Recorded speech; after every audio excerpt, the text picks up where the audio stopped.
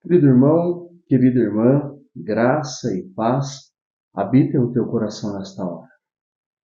Nós estamos aqui iniciando uma reflexão sobre o Evangelho de nosso Senhor Jesus Cristo, sob a ótica, ou segundo, o evangelista Lucas. Esta reflexão nasce do grupo Sementes, que por sua vez nasceu do desejo de uma pessoa de conhecer melhor a palavra de Deus.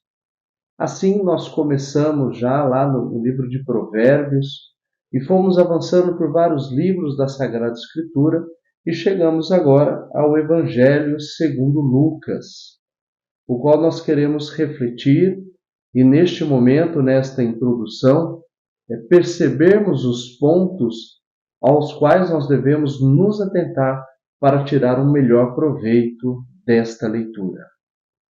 Antes de nós começarmos, para que nós possamos de fato entender que é uma reflexão e não um estudo teológico, embora nós nos apoiemos na teologia, sem dúvida alguma, mas para que nós possamos manter essa espiritualidade sempre antes de começarmos esta reflexão da palavra, nós vamos nos dirigir ao Senhor.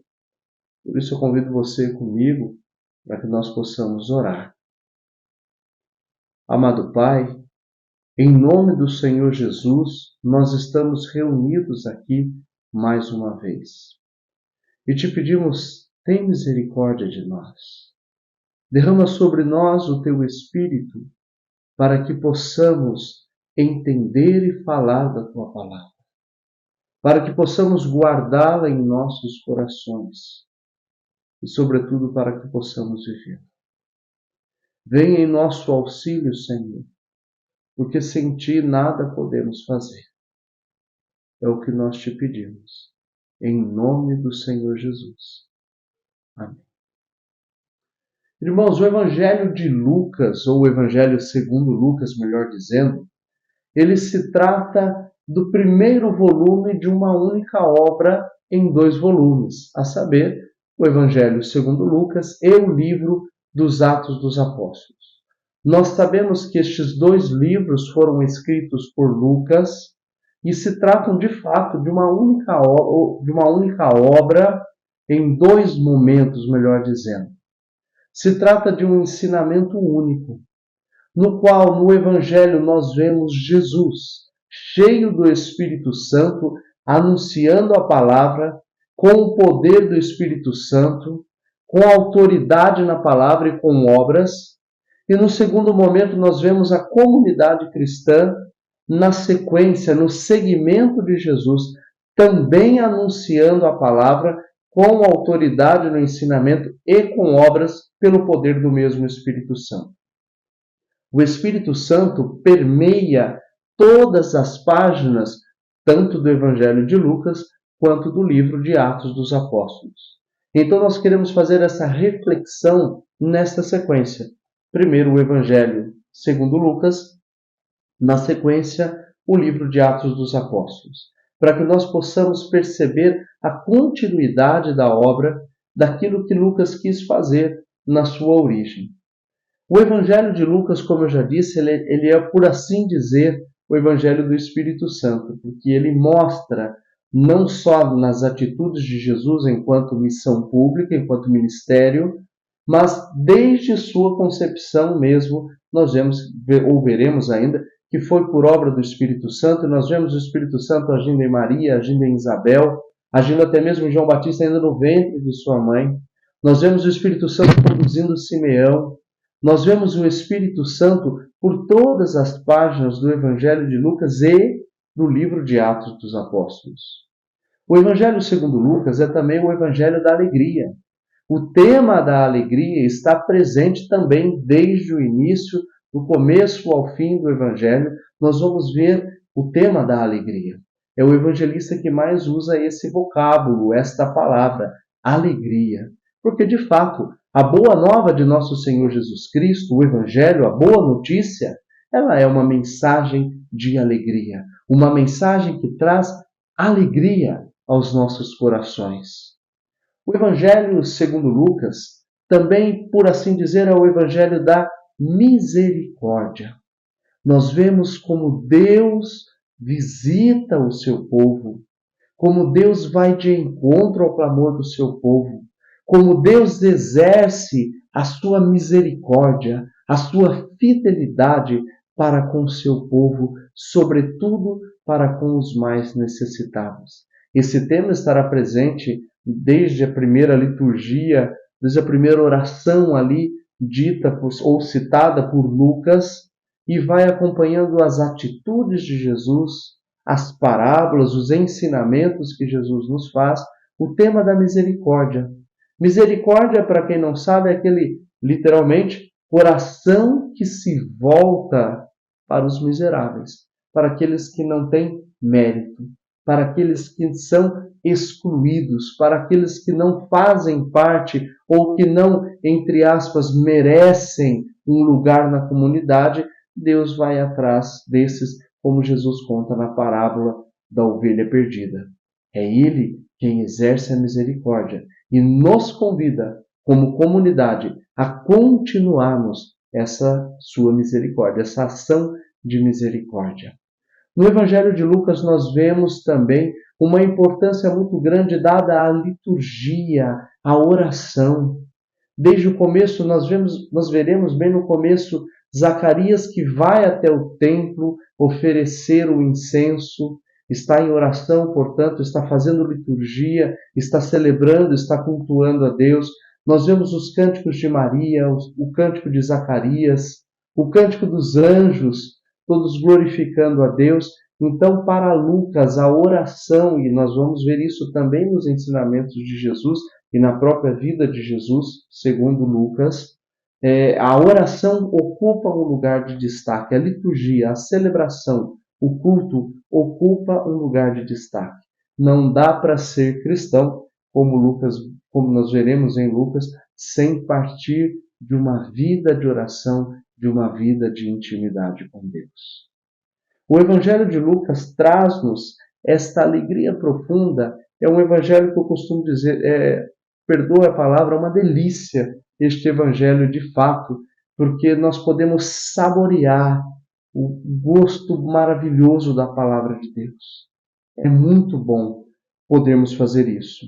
Por isso eu até dizia aos irmãos do grupo Sementes que bom que você está ouvindo a palavra de Deus, mesmo que você esteja fazendo outra coisa enquanto ouve a palavra, ou até mesmo indo ao trabalho, ouvindo no carro. Eu não sei qual é a dinâmica da tua vida na qual você escutará a palavra do Senhor. Porém, se você puder fazê-lo, e eu recomendo vivamente que você o faça, debruce-se sobre a palavra de Deus. À medida em que nós formos avançando nos capítulos, nos versículos, nos temas, que você possa tomar um tempo e abrir a página da Bíblia onde nós estamos falando e conferir na sua Bíblia aquilo que nós estamos falando. Eu tenho certeza que você será edificado ainda mais do que somente ouvir a palavra de Deus. Se você para ouvir, glória a Deus, a carta aos Romanos nos ensina que a fé vem de ouvir a palavra. Então, louvado seja Deus pela sua vida, porque você já faz isso. Mas se você puder conferir na tua palavra, até mesmo com a caneta, anotando a palavra de Deus, bebendo de fato da fonte da palavra para o seu dia, para a sua vida, você verá que ganhará frutos maravilhosos, ainda mais poderosos. Por falar em nos debruçarmos sobre a palavra, nós vamos fazer a leitura do Evangelho de Lucas, não um capítulo por dia, mas vamos calmamente. Como alguém que se chega num banquete, num restaurante, e não ataca toda a comida de uma vez, né? Seria até falta de educação isso, nessa analogia que estamos usando. Mas alguém que senta-se e saboreia cada prato, cada petisco, cada bebida. É isso que nós vamos fazer, é isso que eu estou propondo a você para fazermos juntos com a palavra de Deus. Saborear cada trecho. À medida em que o Espírito Santo, que foi quem guiou a palavra de Deus, quem inspirou a palavra de Deus, à medida em que ele for nos guiando por um ou por outro caminho dentro da palavra de Deus, nós vamos assim parando em alguns versículos, às vezes avançando um pouco mais, às vezes segurando um pouco mais. Deixemos que o Espírito Santo nos guie através dessa jornada. Para Lucas, ele tem uma noção geográfica muito interessante. Ele não conhece alguns pontos da Palestina, ali da Terra Santa, como nós podemos perceber, e ele escreve o seu evangelho não para judeus, ele escreve para uma comunidade pagã. O próprio Lucas é oriundo desse mundo pagão. Nós sabemos que o evangelho ele foi anunciado em primeiro lugar para os judeus, eles são o povo da aliança e ponto. Deus não rejeitou suas promessas, como nos ensina o próprio apóstolo Paulo na carta aos Romanos. Mas, num segundo momento, este evangelho é pregado a todos os povos, a todas as nações. Até então conhecido, chegou até nós, a cada um de nós. Então, Lucas ele é oriundo dessas comunidades pagãs que receberam o evangelho num segundo momento. Nesse sentido, Lucas, a partir da própria palavra de Deus e da experiência dos personagens, Lucas vai trazendo esse anúncio, esse desejo, ou melhor dizendo, a manifestação da vontade de Deus sobre que o Evangelho chegasse a todos os povos, sobre que o Evangelho fosse anunciado a todas as pessoas. Logo no início nós veremos que Jesus é apresentado como luz das nações, aquele que veio para todos os povos, primeiro para os judeus, sem dúvida alguma, mas depois para todos e cada um de nós. Para Lucas, o evangelho começa em Jerusalém. Vai para Nazaré e depois, quando Jesus começa o seu ministério, vai ser toda uma caminhada, uma viagem rumo a Jerusalém novamente. Em Jerusalém acontece a morte, a ressurreição de Jesus, o derramamento do Espírito Santo e aí começa o tempo da igreja de Jerusalém até os confins do mundo, como nós veremos em Atos dos Apóstolos. Este é o movimento que Lucas vai descrevendo em seu evangelho, para que esse evangelho chegasse a todos e cada um de nós. O evangelho segundo Lucas foi escrito entre os anos 80 e 90, segundo os teólogos.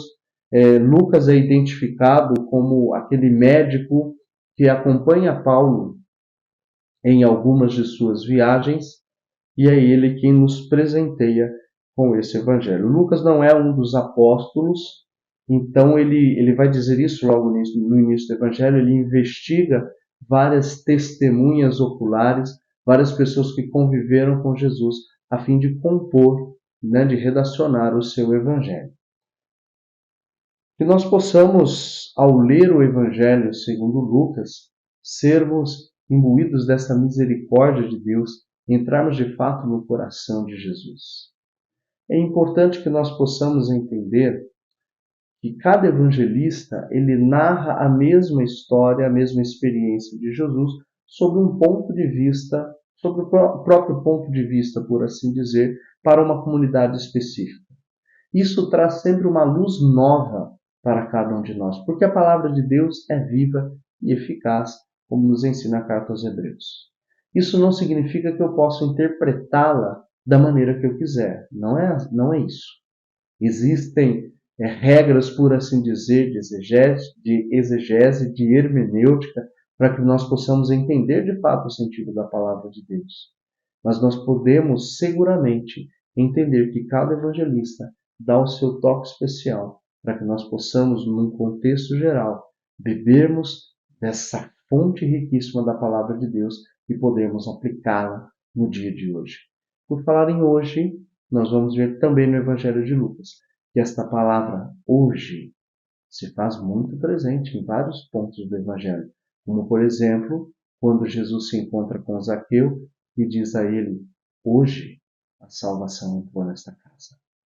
Que você possa ter o seu hoje com Jesus. Não deixe para amanhã o que pode fazer hoje, assim que ensinaram nossos pais, assim que diz o dito popular.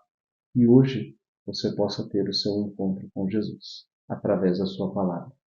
Que Deus abençoe a sua vida, em nome do Senhor Jesus.